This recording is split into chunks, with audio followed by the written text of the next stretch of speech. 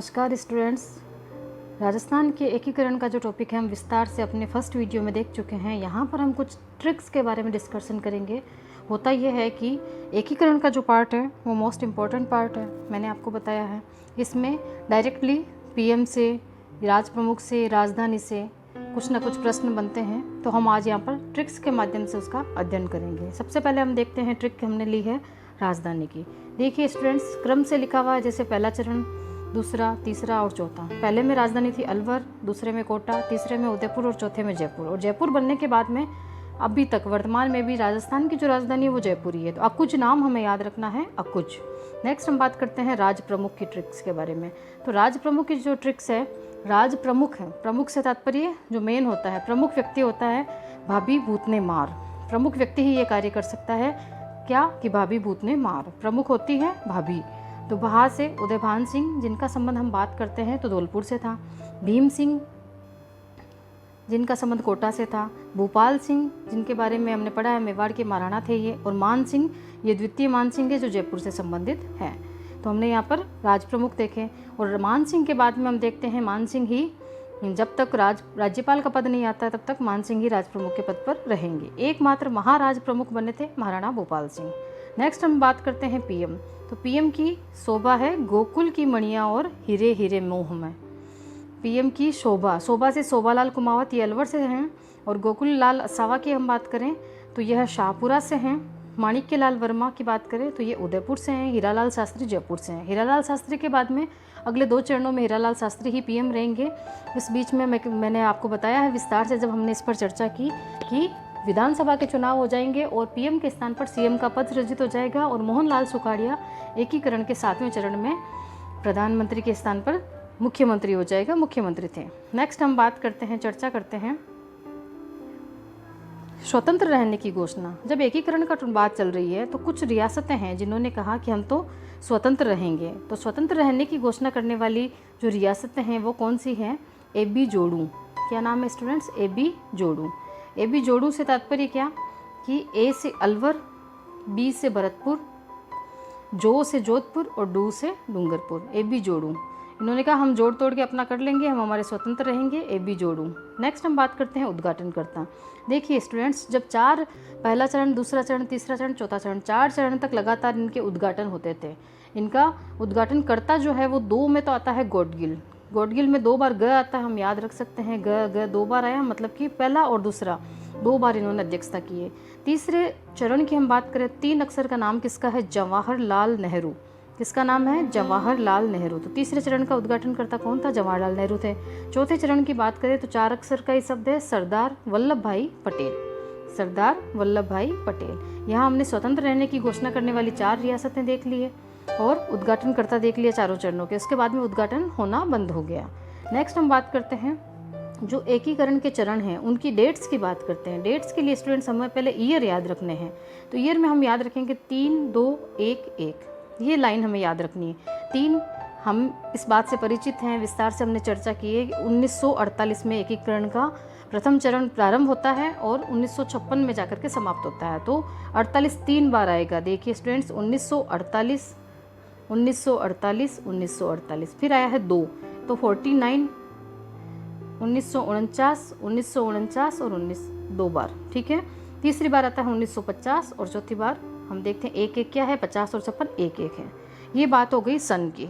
Date की अगर बात करें तो एकीकरण का प्रारंभ 18 मार्च से करते हैं। उसमें जब +7 करते हैं हम, तब आता है 25 मार्च। और उसी 18 मार्च में हम 1 मंथ से ऐड करते हैं तो आ जाएगा 18 अप्रैल। तो 3 चरणों की डेट हमने यहाँ पर याद की है, 18 मार्च, फिर 25 मार्च, फिर 18 अप्रैल। 1 महीने की बात चल रही है। चौथे चरण को हम कहते हैं 30 मार्च को संपन्न हुआ था। और 30 मार्च के बारे में स्टूडेंट्स हम कहते हैं राजस्थान दिवस के रूप में मनाया जाता है। 5वें चरण में हमें विशेष बात ये याद रखनी है कि हमें 5 की अधिकता महसूस होगी। 5वां चरण है, 5 की अधिकता, मतलब 15 में 5 आ रहा है। मई कौन सा महीना है? 5वां महीना। और 49, 49, 49 रहेगा ही 2 बार। 50 की बात करें तो 26 जनवरी 1950 को हमारा देश क्या हुआ था? गणतंत्र हुआ था और गणतंत्र दिवस मनाया जाता है। और इसी दिन हमारा जो छठा चरण है वो कंप्लीट होता है। और 1 नवंबर को हम राजस्थान का एकीकरण कंप्लीट करते हैं। ये तो मोस्ट इंपॉर्टेंट है कि राजस्थान का एकीकरण किस तिथि को संपन्न हुआ था, तो उसका हम करते हैं कि 1 नवंबर को संपन्न हुआ था। तो यहाँ स्टूडेंट्स देखिए, स्टूडेंट्स हमारा उद्देश्य सिर्फ एक, क्या कि हमें एग्ज़ाम क्रैक करना है, चाहे हम ट्रिक्स के माध्यम से करें, चाहे हम अप्लाइड क्वेश्चन में समझ के माध्यम से करें।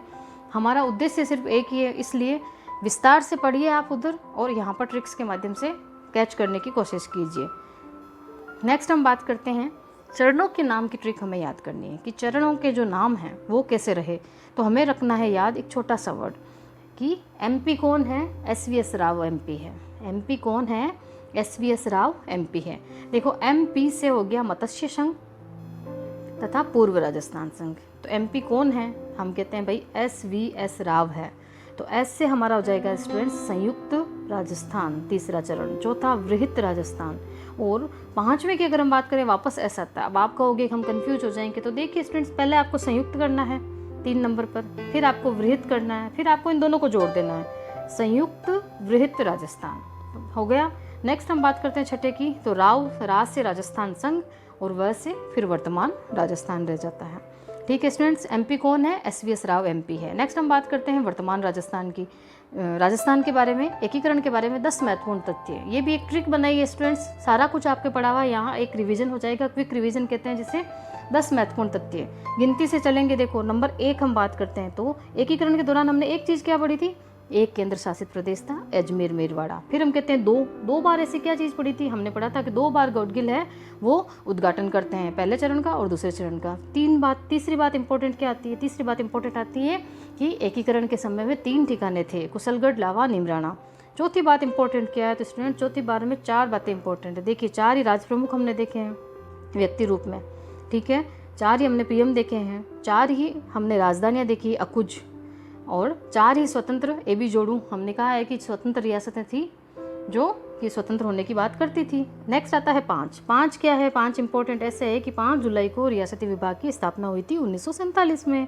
छठे चरण की मैं बात करूं तो छठे चरण में सभी रियासतों का एकीकरण लगभग समाप्त कंप्लीट हो चुका था, छठे चरण में सिरोही के शामिल होने के साथ में। हालांकि आबू और देलवाड़ा का क्षेत्र अभी बचा हुआ है, परंतु फिर भी छठे चरण में हम सभी रियासतों का एकीकरण मानते हैं।